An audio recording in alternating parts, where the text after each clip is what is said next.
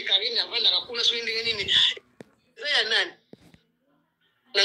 Au film. Alors s'il y a quelqu'un à qui vous devez reprocher ça, c'est votre cousine. Reprochez ça à votre cousine. Oui, parce que si on a fait dans la biloté, abandon filmé. Mais non, non, vous ne comprenez pas. Vous venez comme si les gens... Madame, sans Karine, est-ce qu'on allait se connaître? Je vous insulte pas. Non, est-ce que moi je vous ai insulté? Oui, est-ce que je vous ai insulté? Vous trouvez ça normal ce que votre soeur a fait? Est-ce que vous trouvez ça normal? Moi je n'écoute pas. Vous m'avez trouvé. Ma fille.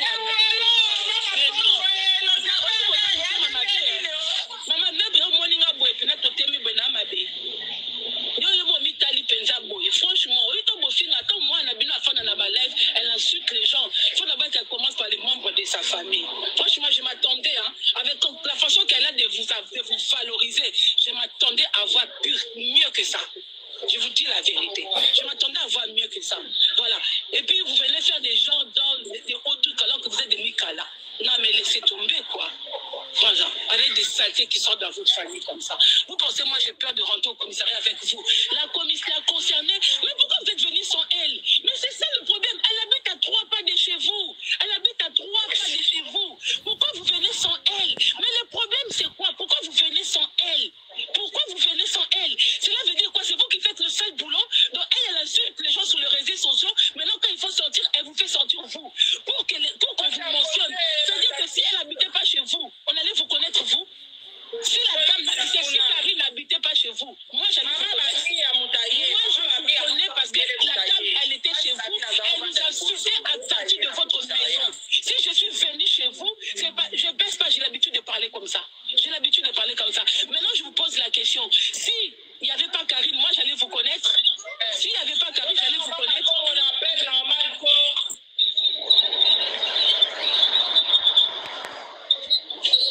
Mais pourquoi elle appelle au téléphone?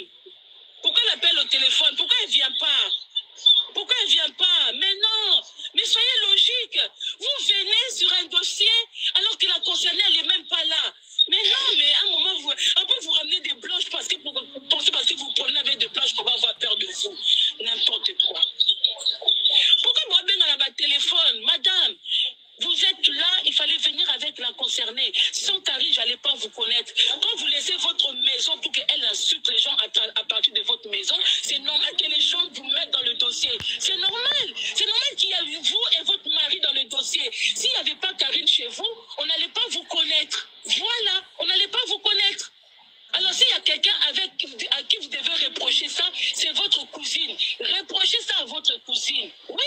Parce que si on a fait dans la biloté, abandon filmé. Mais non, non, vous ne comprenez pas. Vous venez comme ici, les gens... Madame, sans Karine, est-ce qu'on allait se connaître? Je ne vous insulte pas. Non, est-ce que moi je vous ai insulté? Oui, est-ce que je vous ai insulté? Vous trouvez ça normal ce que votre soeur a fait? Est-ce que vous trouvez ça normal? Moi je n'écoute pas. Vous m'avez trouvé. Mbote bandeko balandi, mbote babone ya Miss Elongation, mbote de partout où vous êtes. Wana bauti koyoka voix ya Mama Congo. Mama Congo asali atterrissage forcé place Karine azaki kovanda. En tout cas Mama Congo en tout cas biso totala bino kaka. Tota bino ndeni ne kosuke lelela parce que hey, donc Mama Congo tiki no makam no important au fouti no talis na yo s'occuper métro s'occuper train au long epa na yo na ndaku na yo tiki mobali na yo na bana na yo na bassin na yo ozolanda mutuka lokwa Karine. C'est la honte hein? Bozo pesa ba licence na bino ba diplôme na bino ba misala na bino bo pesa rango valeur te. Po bato baloba so landi mutaliboma yo poko miliboma baloba ngo na pamba teza na tina. Et puis Mama Congo na vidéo non o solo na ya Karine o loba so Karine bande ko sala ba vidéo na ndaku ya ya na yete. Yo Mama Congo lingo ye ba ya na ndeni o siko eza interdit soko zo vande pa mutu soko ye poto sika zo vande pa mutu eza interdit okoko sala ba vidéo te. loi yango ya poto yango eza loi nini wana msunga na yebi te soko ye poto sika ya na yo ayambi yo ovanda ndako ya na yo donc okoko kosala ba video te lokwa Karine bande kosala ba video na ndako ya na ye yango yo mama Kongo epesi yo audace monopole ya kolongwa na France ko ya Belgique pona ko filmer ndako ya batu po ya Karine azobomba nani babenga bane sans papier lokwa ya Karine azobomba leki na ye alinko kende ko sala te donc mama Kongo pona yo foka Karine ke ko sala ya Karine azobomba mama Kongo makambo lobi ezata na tina ta mokete makambo bargimo pesi devant cousine Karine eza ne fait ata mokete mama Kongo lokwa zoba mama Kongo donc so mde tinga na zabo so na yambi cousine nga aucha Afrika ye ana droit sala video na ndaku na ngate so cousine nga yo sa ba video na ndaku na nga ale yango epouser mama Kongo azwa ngai tona mobile na nga akocha biso na dossier po Karine asala ba video na ndaku ya na ye lokola ya Karine abombi Karine na ndaku na ye po Karine aza sans papier Karine aza clandestin to moni yango o mama Kongo a prononcé j'ai oublié donc Karine ya Karine ana droit ya bomba Karine na ndaku na ye te po Karine asalaka te mama Kongo yo muto mayele penza yo muto amayele pena bargimo zo bimsona no yango ke soki Karine abombaki soki ya Karine abombaki Karine na ndaku na ye te mama Kongo alingai koyeba ya Karine te or bargimo pesi eza na sens penza te po mama Kongo to yo longwa Kinshasa oyaka poto oya na ndaku par exemple ya bapara na yo yebisanga siko na ndaku bapara na wana ozala na droit osimba telefone te ozala na droit osala video te bargimo pesi na moni yango trop basse classe mama Kongo me biso tootala bino kake so bitumba ya Manuela Nester Rodriguez Nolande pe eteya bino te biso tootala bino kaka mama Kongo violence à domicile otiki ndaku na yo na France oye violence à domicile et puis ton zolobelela eza to moko ya violence verbale mama Kongo ton oyo yo zolobelela devant en tout cas nga balwa na bino Europe na yebi yango te po biso na Canada to tanga ka balwa wana na classe mama Kongo tonan oyo zolobela liboso ya ndako ya mutu osali non violence à domicile atterrissage forcé et puis façon zolobela devant mwana mwasi wana oza ko intimider ye ozo sale cyber intimidation ozo sale violence verbale mwana moso nkuta lobi na yo loba malembe yo lobi oloba kaka bongo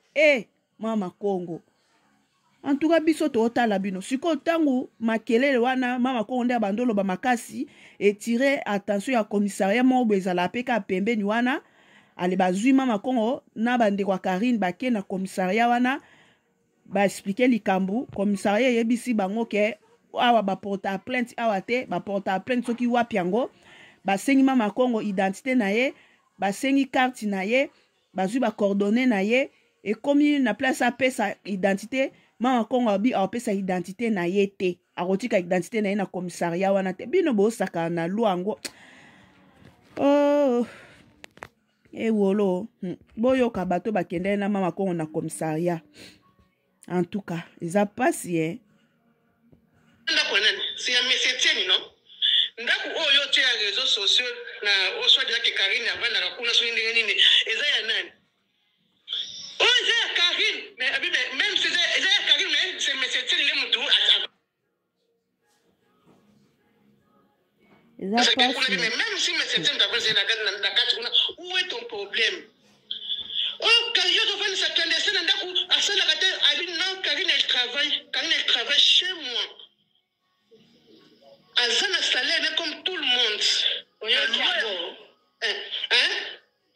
Oyoki makambo bandeko asala abina loi mboka oyo mama Kongo na office jamais ko vendre ko cha mutu na musala sa mutu na papier tu les connais qui ne ko porter plainte ne va tindio comme ça koyeba makambo so bakoloba no koyeba identité ya Karim.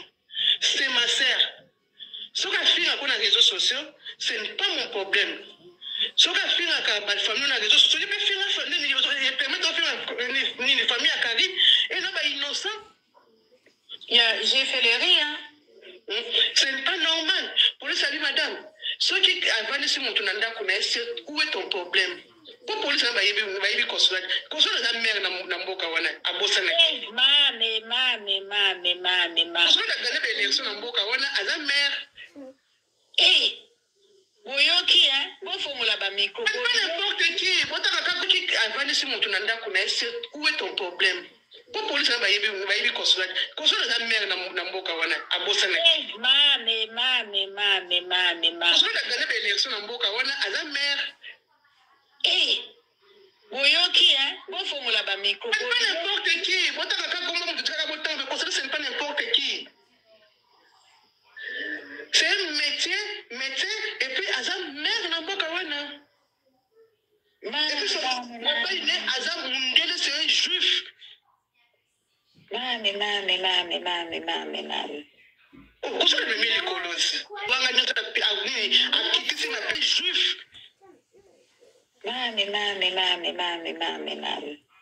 Où sont les mélicolos?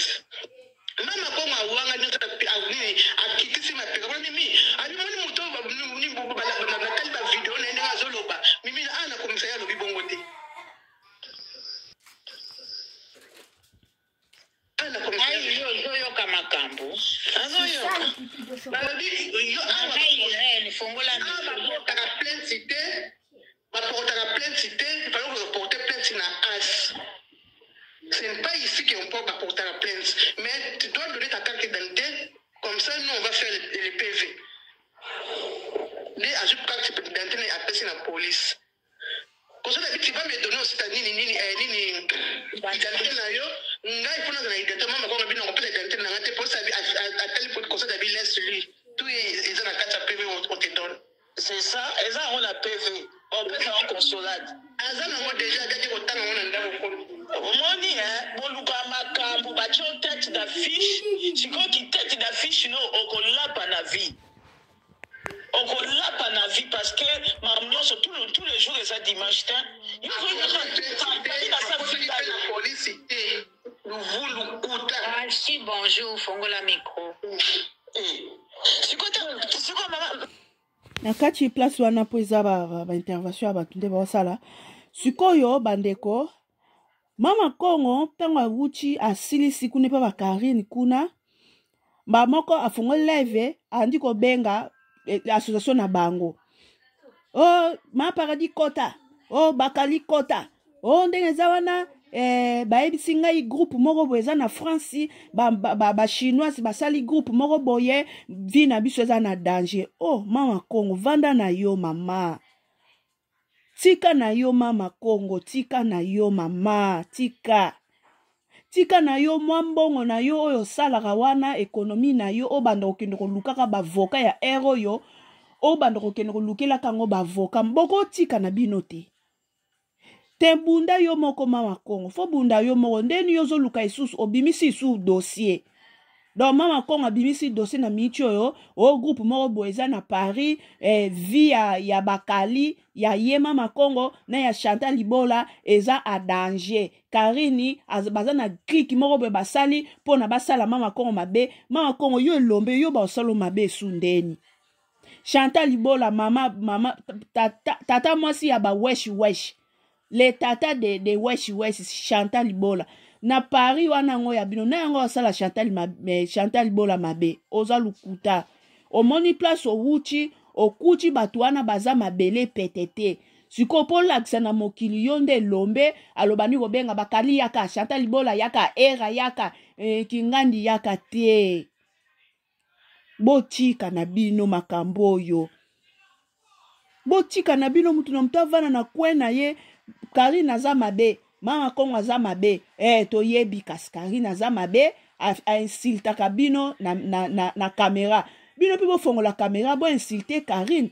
mais ya kosala ba descente atterrissage forcé na bandako ya batu ko filmer bandako ya batu wana nde eza mabe Mama Congo atanga zo solo la alobi ke affiche basali batie Longiarieta babi stop aux harcèlements cyberintimidation et tout moi naza na danger abi ye yango akendela ki na commissariat po atuna elongi na ye eza wana ndenge nini oh Mama Congo ebongo siko na groupe na bino ndenge nini Sarato azolakela Arieta mabeke Arieta kokoma 10 ans te soki muta kokufa ezande Arieta muta kokufa Arieta kokomisa 10 ans te Arieta kopesa Karine Mokondi diplôme te ndenge Adasa apesi diplôme kasi bamaloba na bino nyonso tu wana yango nde kokanga bino po Mama Congo Saratola yoza ne kiri ya Mama Congo ti obimisa maloba na media seke bosolola ki na kiri na bino pe seke bolobana na ki na kiri na bino pe yango yo ye nango na media maloba na bino moko mute kokanga bino botika na bino Mama Congo botika na bino Karina za clandestin asala ba live na ndako ya na ye asala ba video na ndako ya na ye te ya na ya pese musala etant que clandestin ya na ya pese musala te botika na bino etali bino te botika Karine na ya na ye na ba botika na bino. Ce n'est pas la peine Mama Congo po makambo po pe batinde kwa Karine yango pe bazo kipe na bango te na yoki soki pe na nyangwana ya Karine za soki mero soki consulat soki mero bato ngani bazo boya na bango pe ko réagir mabe po so ba réagir mabe biso na biso ba congolais e koma lisusu cousine ya Karine atie Mama Congo na pasi e koma kama ba mandi e koma makambo botika na bino. Na pesa bino exemple dossier ya viol ya Koffi Olomide ti bakangi Koffi ti procès ti Koffi ayo ko akite na dossier babeti bakenti e ko bima nani abengaki ba danseuse wana tonton de tonton ye muta bengaki ba danseuse wana soki pe bakeni sope wap soki pe wap mbile katela tonton de tonton wana mandi ya combien siko Mama Congo yo ozano na raison na yo po Karine asaki live na ndako a grande sœur na ye abande ko finga yo Mama Congo ok mais baterissage yo ozo salaka ya ko filmaka bandako a batu ozo tia ba vie ya batu a danger etali bino biso to otala bino ka boke osala atterrissage forcé bokei na commissariat boyeli biso matière na media to bendi to koti elibone o etikali etali biso te nga pene na tiki na nga msa na ngai na tiki makam na nga na tiki ndaku na ngai nde naza na Québec boye na futi na tie carburant na ngai na ke na nga kaka atterrissage forcé na Montréal to na Sherbrooke to na Drummondville to na Victoriaville nga po na Karine Mokondi moko boye asalaki video afingaki ngai ka nga pe na opelisa caméra loko a Karine apelisa caméra na ndako ya na ye afingaki nga ka nga pe na kila ndako ya na nga tani elonga na pelisi ka caméra kuna ka nga pe na fingi Karine toke donc nga fona keka atterrissage forcé na ndako ba Karine non bwa makasi boza penda makasi etali bino biso to otala bino kande ndenge toko otala bino na musika ne ndako ba voisin zo zika bisous bye.